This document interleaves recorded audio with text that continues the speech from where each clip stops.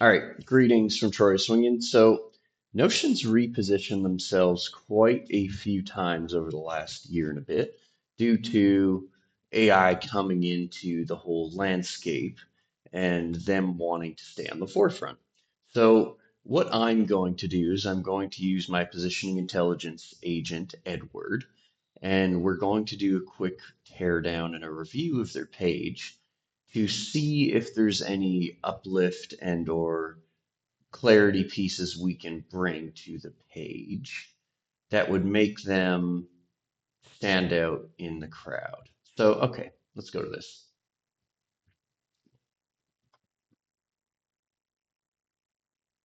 Hello, this is Edward. Who am I speaking with?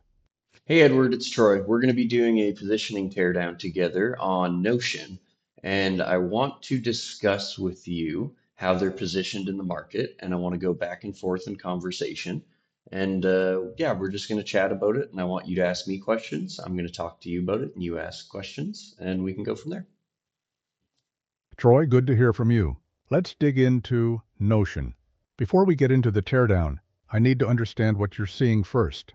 When you look at Notion right now, what category do they live in your mind? And who do you think they're actually competing against? Good question. So, what I knew them to be was like an alternative to Google Docs that was pretty and nice. That was kind of what I knew them to be when they first got into the market. However, now, when I come to their website, the first headline I see is Meet the Night Shift. Notion agents keep work moving 24/7. They capture knowledge, answer questions, and push projects forward, all while you sleep.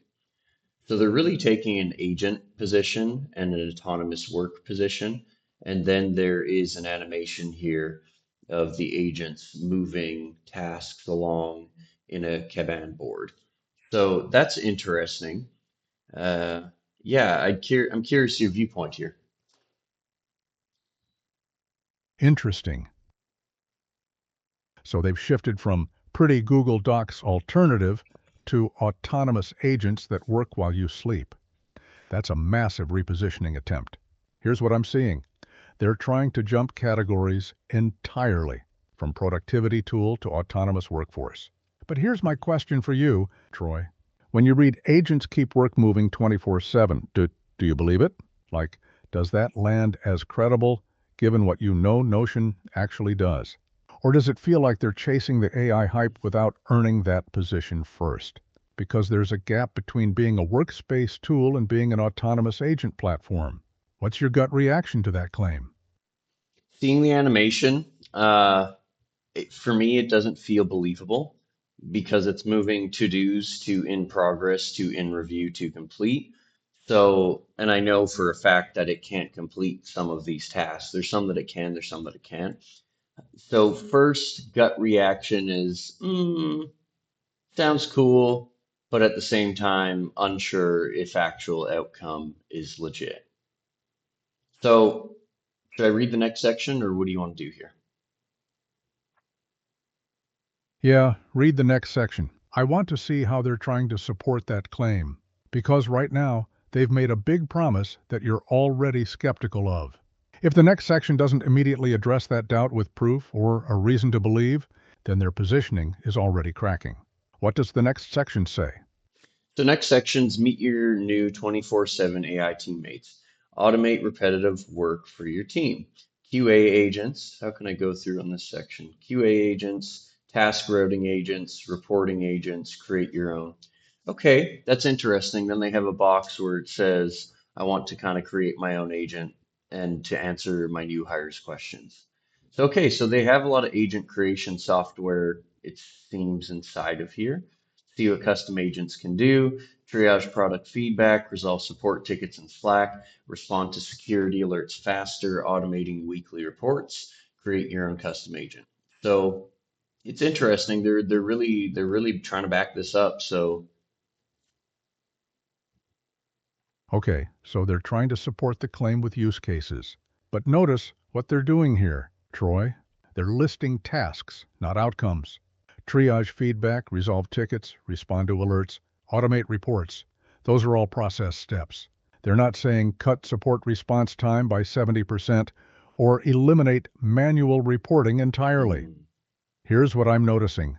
They're positioning as an agent platform, but the evidence they're giving you is still productivity tool language. It's task automation, not autonomous work. So my question, who do you think actually wants this? Like, if you had to guess their target audience based on what you're reading, who are they going after? Operations teams, product teams, executives trying to cut headcount? Because the enemy here isn't clear yet. What problem is this solving that their old position as pretty docs wasn't? Good question. So it's interesting to me because if you look at Google Docs and you look at Microsoft Word, they don't really have anything like this. And I think Notion at some point likely realized once they had adoption that they needed to differentiate. So under the hero section, there's a section that says trusted by 98% of the Forbes Cloud 100. So you have OpenAI, Figma, Ramp, Cursor, Vercel, NVIDIA, Volvo, L'Oreal. So they have some pretty heavy hitters in here. And I think they're trying to be, I think they're trying to be a productivity software for teams. I think that's who they're trying to target. I came across them in the X and Twitter world where a lot of people were switching over because it just made prettier documents. Made nicer documentation. So the next section here is ask your on-demand assistants. You assign tasks, Notion agent does the work. One search for everything, perfect notes every time. So I'm realizing that they also have a call note taker potentially here as well. That's what they're trying to depict. And they have various different tools you can connect to, Teams, Slack, Drive. That's interesting. Hold on. You just said something critical. It was not as good as what we were looking for. What do you mean by that? Not as good as what? Google Docs? Something else? Because here's what I'm hearing. Notion got early adoption by being prettier and more flexible than Google Docs. But now they're surrounded. Coda exists, ClickUp exists, Monday exists, Airtable exists, Linear exists. They're all fighting in the same flexible workspace category. So Notion is trying to escape that bloodbath by jumping to AI agents. But the problem is, they're not the only ones. Every productivity tool is bolting on AI right now. Here's my real question, Troy. Do you think Notion can own the AI agent workspace position? Or Hmm. are they just feature matching what everyone else? No, You no, sorry. hesitate. No, finish. Are they just feature matching what? Are they just feature matching what everyone else is doing and hoping the AI wrapper makes them feel different when they're actually not? Because if ClickUp, Monday, Asana, and Coda all add AI agents in the next 6 months, and they probably will, then Notion's back to square one. They're in a feature war, not a positioning war. So the real question is, what can Notion own that no one else can credibly claim? What's the actual differentiator here that isn't just we added AI too? What do you think? That's so interesting. I agree with that. This is I mean, they're really bringing your whole knowledge base together to a certain degree, which I think is fascinating because then it's not like you're not necessarily competing on agents, you're competing on the data that matters, and then agents actually do the work. There's another quote here at the bottom, and this section too, this kind of makes me think of this. Bring all your work together, doc, simple and powerful, knowledge base, one source of truth for teams and agents, less tracking, more progress. And then there's a quote here from Forbes that says your AI everything app. I think your AI everything app is a bit of a weak position. However, what do you think? AI Everything app is positioning suicide. Everything apps don't exist. They're a fantasy. The moment you try to be everything, you become nothing in the mind. You're just noise. But you said something more interesting. Bring your whole knowledge base together. Then agents do the work. That's actually a different position. That's not we're an everything app. That's we're the central nervous system where your company's knowledge lives and AI activates it. That could work.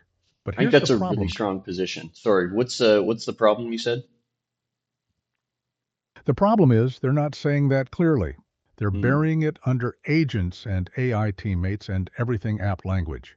If the real position is we're the knowledge base that AI activates, then lead with that.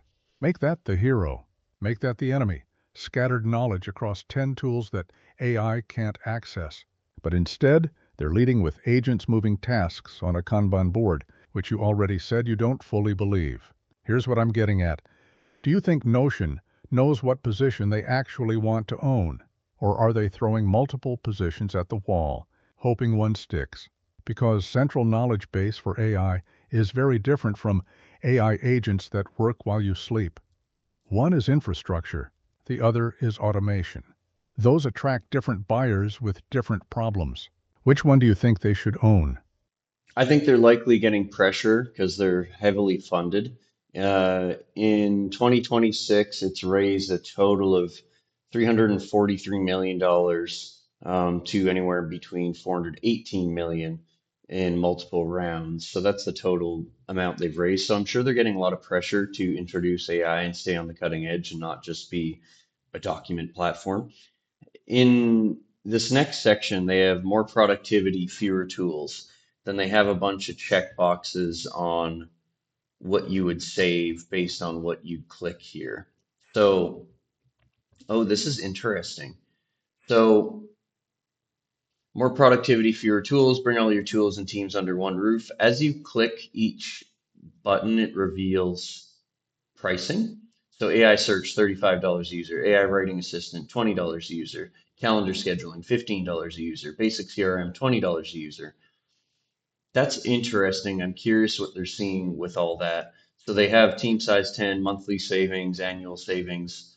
I don't know what they're really referencing here. Maybe they're referencing some of these other platforms that you pay for, or that's how much they cost, but it seems like a cost savings calculator that's not overly clear to me. That's a mess, Troy. They're trying to position on cost savings now, after leading with autonomous agents that work while you sleep. Those are completely different emotional triggers. One is innovation and transformation. The other is budget optimization. And you're right, it's not clear. Savings compared to what? If I'm using Google Workspace, Slack, and Asana, am I actually saving money by consolidating into Notion? Or am I just adding another tool and keeping the others because Notion can't fully replace them? Here's what's happening. They don't have a clear enemy. They're fighting Google Docs and Slack and Asana and ChatGPT and every AI agent platform all at once. That's not positioning, that's desperation. Let me ask you this. If you were advising Notion right now and you had to pick one position for them to own, what would it be? Forget what they're currently saying.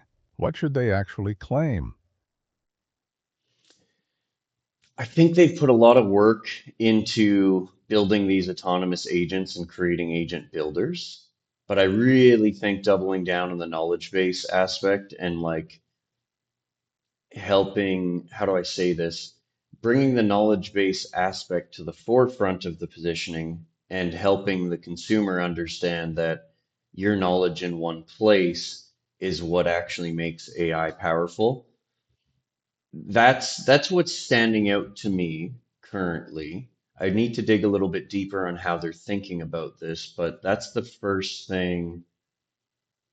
Ah, this is interesting. I want you to give me feedback and then I want to read something else off here.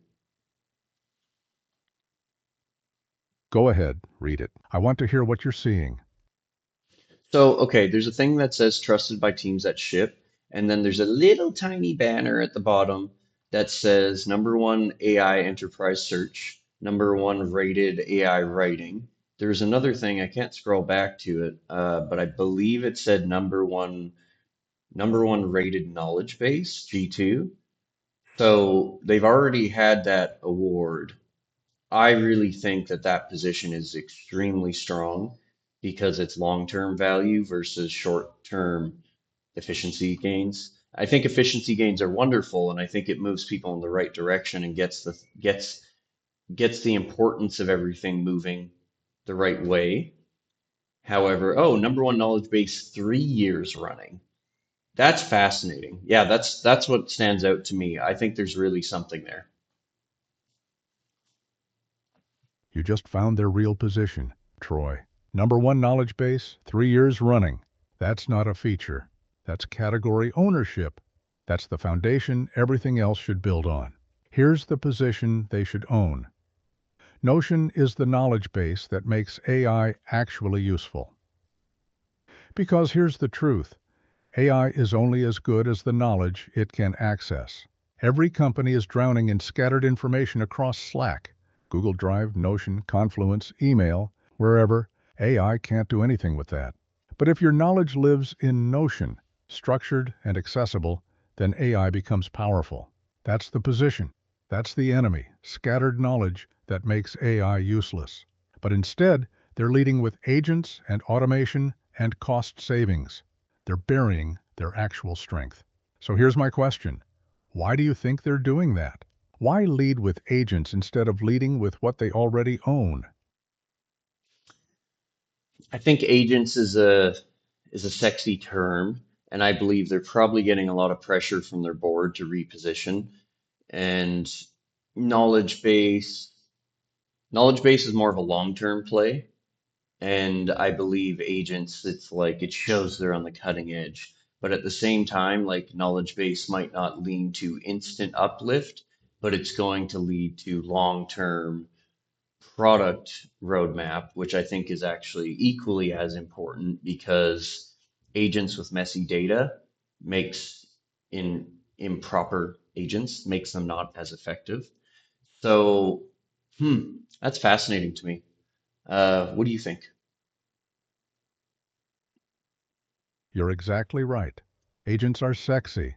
Knowledge base sounds boring. But boring wins when it's true. Here's what I think is happening.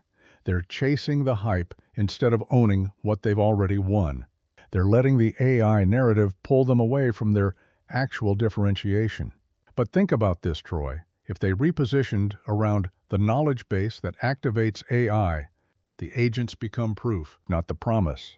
The agents become the reason you need the knowledge base, not the thing you're buying. That's a much stronger position because it's defensible. ClickUp can build agents. Asana can build agents. But Notion already owns knowledge base. They've won that 3 years running. So the real positioning should be your AI is only as smart as your knowledge base. And we're the number one knowledge base.